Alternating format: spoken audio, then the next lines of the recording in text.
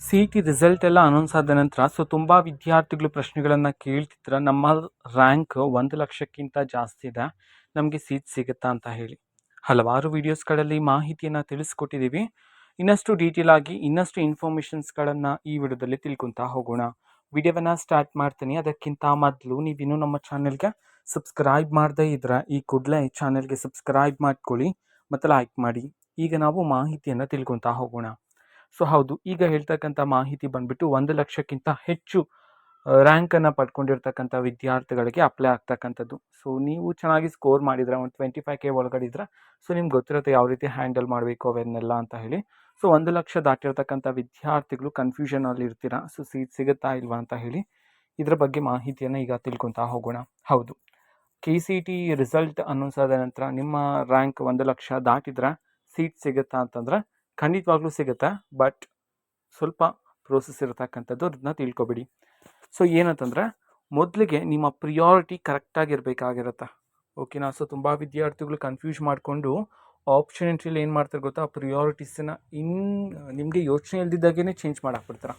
So ಆ ರೀತಿ ಮಾಡೋದು ತುಂಬ ಅಂದರೆ ತಪ್ಪು. ಅದಕ್ಕೆ ನಾನು ಯಾವಾಗಲೂ ಹೇಳಿದೆ, ರಿಸಲ್ಟ್ ಅನೌನ್ಸ್ ಆದ ನೆಕ್ಸ್ಟ್ ಡೇ ಇಂದ ಈ ಒಂದು ಕೆಲಸವನ್ನು ಮಾಡಿ ಅಂತ ಹೇಳಿ. ಅದೇ ಆಪ್ಷನ್ ಲಿಸ್ಟ್. ಓಕೆನಾ? ಲಿಸ್ಟ್ ಕರೆಕ್ಟಾಗಿದ್ದರೆ ಅಫ್ಕೋರ್ಸ್ ಖಂಡಿತವಾಗ್ಲೂ ನಿಮಗೆ ಸೀಟ್ ಸಿಕ್ಕೇ ಸಿಗುತ್ತೆ. ಓಕೆನಾ? ಸೊ ಅದು ಕರೆಕ್ಟಾಗಿರಬೇಕು. ಬಿಫೋರ್ ಆಪ್ಷನ್ ಎಂಟ್ರಿ ಸ್ಟಾರ್ಟ್ ಆಗೋದಕ್ಕಿಂತ ಮುಂಚೆ 100% ಶೋರ್ ಇರಬೇಕು. ನಾನು ಈ ಒಂದು ಕೋರ್ಸನ್ನೇ ಮಾಡ್ತೀನಿ, ಇದು ಸಿಗಲಿಲ್ಲ ಅಂತಂದರೆ ನೆಕ್ಸ್ಟ್ ಇದನ್ನೇ ಮಾಡ್ತೀನಿ ಅಂತ ಹೇಳಿ 100% ನಿಮಗೆ ನಂಬಿಕೆ ಇದ್ದರೆ ಮಾತ್ರನೇ ಆ ಒಂದು ಕಾಲೇಜಸನ್ನು ಆ್ಯಡ್ ಮಾಡಿ. ಒನ್ಸ್ ನೀವು ಸೀಟನ್ನು ಇಲ್ಲೇನಾದ್ರೂ ಅಂತಂದರೆ ಅಲ್ಲಿ ಆಪ್ಷನ್ ಪ್ರಿಯಾರಿಟೀಸನ್ನು ಚೇಂಜ್ ಮಾಡಿದ್ರೆ ಅಫ್ಕೋರ್ಸ್ ನಿಮಗೆ ಮೇಲೆ ಇರ್ತಕ್ಕಂಥ ಸೀಟನ್ನೇ ಅಲಾಟ್ ಮಾಡ್ತಾರೆ. ಓಕೆನಾ? ಆ ಕಾರಣದಿಂದಾಗಿ ನೀವು 100% ಶೋರ್ ಇದ್ದರೆ ಆ ಒಂದು ಕೋರ್ಸಲ್ಲಿ ಅದನ್ನೇ ನೀವು ಮೊದಲಿಗೆ ಸೆಲೆಕ್ಟ್ ಮಾಡಿ. ಇದು ಸಿಗಲಿಲ್ಲ ಅಂತಂದರೆ ನೆಕ್ಸ್ಟ್ ಯಾವ ಕಾಲೇಜ್ ಬೇಕಾಗಿದೆ ನನಗೆ, ನೆಕ್ಸ್ಟ್ ಯಾವ ಕೋರ್ಸಿನ ಕಾಲೇಜ್ ಬೇಕಾಗಿದೆ ಅದನ್ನು ಸೆಲೆಕ್ಟ್ ಮಾಡ್ತಾ ಹೋಗಿ. ಸೊ ಈ ರೀತಿ ಮಾಡೋದ್ರ ಮೂಲಕ ಸೊ ನೀವು ಈಸಿಯಾಗಿಯೇ ಸೀಟನ್ನು ಪಡ್ಕೋಬೋದಾಗಿರುತ್ತೆ. ನಿಮ್ಮ ಲಕ್ಷ್ಯ 1,00,000 ದಾಟಿದ್ರೂ ಪರವಾಗಿಲ್ಲ. ನಂತರ ಯಾವ ಕೋರ್ಸ್ನ ರ್ಯಾಂಕ್ ಎಷ್ಟಿರಬೇಕು ಅದಕ್ಕೆ ಸಂಬಂಧಪಟ್ಟಂತೆ ನೀವು ಕಂಪ್ಲೀಟ್ ಇನ್ಫಾರ್ಮೇಷನ್ನ ತಿಳ್ಕೊಂಡಿರಬೇಕಾಗಿರುತ್ತೆ. ಫಾರ್ ಎಕ್ಸಾಂಪಲ್, ನಾನೀಗ ಇಂಜಿನಿಯರಿಂಗ್ ವಿದ್ಯಾರ್ಥಿಗಳಿಗೆ ಮಾಹಿತಿಯನ್ನು ತಿಳಿಸ್ಕೊಡ್ತೀನಿ ಅಂತಂದರೆ, ಸೊ ಇಂಜಿನಿಯರಿಂಗ್ ವಿದ್ಯಾರ್ಥಿಗಳ ರ್ಯಾಂಕ್ ಎಷ್ಟಿರಬೇಕು ನಿಮಗೆ ಸೀಟ್ ಸಿಗಬೇಕಂತಂದ್ರೆ. ಓಕೆನಾ? ಸೊ ಈಗ ನಾನು 1,00,000 ಬಗ್ಗೆ ಮಾತಾಡ್ತಿದ್ದೀನಿ. ನಿಮಗೆ 2,00,000 ರ್ಯಾಂಕ್ ಇದ್ರೂ ಸಹ ನಿಮಗೆ ಸೀಟ್ ಸಿಕ್ಕೇ ಸಿಗುತ್ತೆ.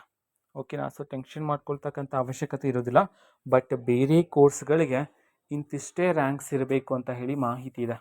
ಓಕೆನಾ? ಸೊ ಅದನ್ನು ನಾನು ನಿಮಗೆ ನೆಕ್ಸ್ಟ್ ವಿಡಿಯೋದಲ್ಲಿ ತಿಳಿಸ್ಕೊಡ್ತೀನಿ. ಸೊ ಯಾವ ಕೋರ್ಸಿಗೆ ಎಷ್ಟೆಷ್ಟು ಪರ್ಟಿಕ್ಯುಲರ್ ರ್ಯಾಂಕ್ ಸೆಟ್ ಮಾಡಲಾಗಿದೆ, ಆ ಒಂದು ರ್ಯಾಂಕ್ ಬಂದ್ರೇ ನಿಮಗೆ ಸೀಟ್ ಸಿಗುತ್ತೆ. ಸೊ ಆ ಕಾರಣದಿಂದಾಗಿ ಇದನ್ನೆಲ್ಲ ತಿಳ್ಕೊಳ್ಳಿ. ಬಟ್ ಇಂಜಿನಿಯರಿಂಗ್ ವಿದ್ಯಾರ್ಥಿಗಳಿಗೆ ಈಸಿಯಾಗಿಯೇ ಸೀಟ್ ಸಿಗುತ್ತೆ. ಓಕೆನಾ? ಸೊ ನಿಮ್ಮ ಒಂದು ರ್ಯಾಂಕ್ 2,00,000ಕ್ಕಿಂತ ದಾಟಿದ್ರೂ ಪರವಾಗಿಲ್ಲ, ನಿಮ್ಮ ಸೀಟ್ ಸಿಕ್ಕೇ ಸಿಗುತ್ತೆ. ಬಿಕಾಸ್ ಲಾಸ್ಟ್ ಇಯರ್ ಕಟ್ ಆಫನ್ನು ನೋಡಿದ್ರೆ ಅಲ್ಲಿ ಹಿಂಗೆ ಆಗಿರುತ್ತೆ ಗೊತ್ತಾ, ಒಂದೇ ಕಾಲೇಜ್ ಅಂತಂದರೆ ಒಂದು ಕೋರ್ಸ್ನ ಲಿಸ್ಟ್ ತಗೊಂಡ್ರೆ ಸೊ ಅಲ್ಲಿ 57 ರ್ಯಾಂಕ್ಗೂ ಸಿಕ್ಕಿರುತ್ತೆ ಅದೇ ಒಂದು ಬ್ರಾಂಚಲ್ಲಿ.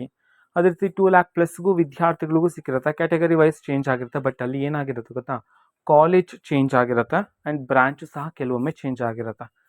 ಸೊ ಇದಿಷ್ಟೇ ಜಸ್ಟ್ ಡಿಫ್ರೆನ್ಸ್ ಇರುತ್ತೆ. ಬಟ್ ತುಂಬ ಅಂತಂದರೆ 2,00,000 1.5 lakhs ದಾಟಿರ್ತಕ್ಕಂಥ ವಿದ್ಯಾರ್ಥಿಗಳಿಗೆ ಏನಾಗುತ್ತೆ ಗೊತ್ತಾ, ನೀವು ಅಂದ್ಕೊಂಡಿರ್ತಕ್ಕಂಥ ಕಾಲೇಜ್ ಸಿಗದೇ ಇರ್ಬೋದು. ಓಕೆನಾ? ಸೊ ಅದನ್ನು ಸ್ವಲ್ಪ ಅಡ್ಜಸ್ಟ್ ಮಾಡಿಕೊಂಡು ನೀವು ಓದೋ ಥರ ಇದ್ದರೆ ನೀವು ಇಂಜಿನಿಯರಿಂಗನ್ನು KCET ಮೂಲಕ ಈಸಿಯಾಗಿಯೇ ಮಾಡ್ಬೋದಾಗಿರುತ್ತೆ. ಓಕೆನಾ? ಸೊ ಇಂಜಿನಿಯರಿಂಗ್ ವಿದ್ಯಾರ್ಥಿಗಳ ಫೀಸ್ ಸ್ಟ್ರಕ್ಚರು ಇದನ್ನೆಲ್ಲ ಈಗಾಗಲೇ ವಿಡಿಯೋ ಮಾಡಿ ತಿಳಿಸಲಾಗಿದೆ.